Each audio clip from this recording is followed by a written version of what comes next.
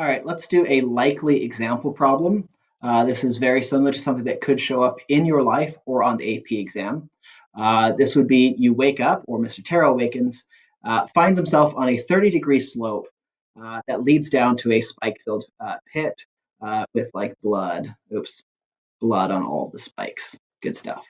Uh, we have coefficients of friction. The static coefficient is 0.55. The kinetic coefficient is 0.45. And we want to know if I'm 5 meters from the edge, am I going to slip to my doom? And if I do slip to my doom, going down that incline, how long until they have to hire a new physics teacher? Like how much time will it take for me to go those 5 meters? So I have most of the problem already in there, but let's just finish the sketch that I drew. My angle is 30 degrees, so that's important to know. And then we have two different coefficients of friction, a static of 0.55, a kinetic coefficient of 0.45. Now, we don't actually know which one we're going to use because we haven't yet figured out whether Mr. Terrell will move or not. If I won't move, then I can just stay on that slope for the rest of my life and just pray that I don't die of starvation, somebody saves me or whatever. But if static friction is not going to be good enough, then I'm just going to start sliding, and then we'll use the kinetic variables. Last thing to throw in here is that we do have a 5 meter long uh, distance going along here. So as we start this problem, we need to set up a coordinate system. Let's set up our coordinate system so that going down the slope is going to be the positive direction, and then upwards at a right angle from the slope is my other positive direction. Notice that I'm using the tilted coordinate system from the previous video. I'm not going to try and use a Cartesian coordinate system of up, down, left, right, because it just doesn't match the motion that's happening here. And it makes more sense to try and match physics to motion than to always try and use what is actually just an arbitrary decision of up, down, left, right. So we're going to use this tilted axis. So that's going to mean that I need to draw a free body diagram. So here's Mr. Terrell as a free body diagram. We know that I have the force of gravity acting downwards on me. We know that I have normal force acting at this angle. And then frictional force, it's going to be at a right angle. And it's going to, whether it's static or kinetic, it's going to oppose my slide. It's either going to be keeping me from going as fast as I would normally, or it will just be keeping me from moving at all if we end up having static friction. So I'm going to also draw in here my tilted coordinate system. And it's not perfect. I didn't do a great right angle there, but there's my tilted coordinate system. That's my y, that's my x. A lot of time the AP exam will actually, when they have you draw the free body diagram, they'll give you a guide with like the dot already along the slope. But the free body diagram is really just this stuff here. So if I have that in there, what I want to do next is I actually want to draw a new free body diagram. But this free body diagram that I'm going to draw, I'm going to try and draw one that where I break my force of gravity already into components. So I don't have to mess with normal force. Normal force is good. I don't have to mess with friction. Friction is right along my axis. But the force of gravity, I'm going to break into the parallel component. This is Fg parallel. And the perpendicular component, Fg perpendicular. These were in the last video, so I'm not going to explain where these numbers are coming from. But this ends up being mg cosine theta, and this one ends up being mg sine theta. And if you want to know why that is, please come to office hours or watch the last video. It is important to know where they came from, but I'm trying not to make this video any longer than it needs to. So I have a free body diagram now that shows the components of the force of gravity, which means now I can go into the next step of writing my force equations. So let's do the sum of the forces in the x direction.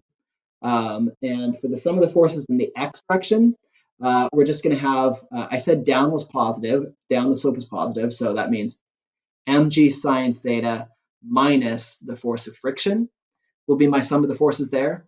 And my sum of the forces in the y direction, since there's no motion happening perpendicular to the plane, will equal 0. So I can kind of just skip to the next part of saying that means normal force has to be equal to mg cosine theta. So that's good because that means that I can start setting up my acceleration equation. So I'm going to use these sum of the forces to create my acceleration in the x direction. If it ends up being 0, that means I'll be good to go. I won't slide. But if it ends up being non-zero, that means I'm going to be accelerating downwards. If it ends up being negative, we screwed up somewhere. You should never have friction pushing you up, pushing you in a direction. It only prevents you from going in a direction. My sum of my forces in the x direction would be mg sine theta minus force of friction all over my mass. Then I can expand this term out using the formula for the force of friction, which would be negative mu Fn all over m. But then I can go one more step, and conveniently, we know normal force is equal to mg cosine theta. So that goes mg sine theta minus mu mg cosine theta all over m. And wouldn't you know it, mass just canceled. That's going to come up a lot. This week, we're going to have several different problems where I'm going to point out that mass of the object very often doesn't matter. So you'll notice that I never gave you Mr. Terrell's mass. And generally speaking, if you see that in a problem, that's kind of a good sign that tells you that mass is going to end up canceling out. Don't freak out if you think you need mass because you saw it up here, but you don't have it. All that means is keep doing what I've been telling you the entire school year and solve it in variable form, and then you'll see that it probably cancels. So since that just canceled, that gets me to right here, g sine theta minus mu g cosine theta, and that all equals my acceleration.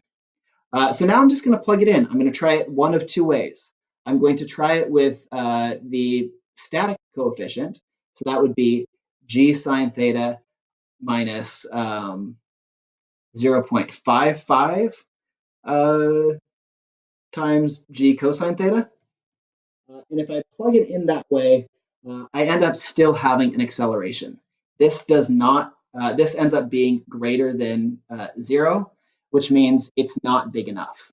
The force of gravity, the acceleration due to gravity, is bigger than the coefficient of friction that's trying to keep me from going down. So when I actually plug it in with instead, now that I know that I'm sliding with 0.45 g cosine theta. Again, g is 10, theta is 30. You can do this in your own calculator if you want to test it, but I end up getting an acceleration of 1.103 meters per second. And now that I have my acceleration, I can set up a kinematics problem to figure out how long Mr. Terrell will last.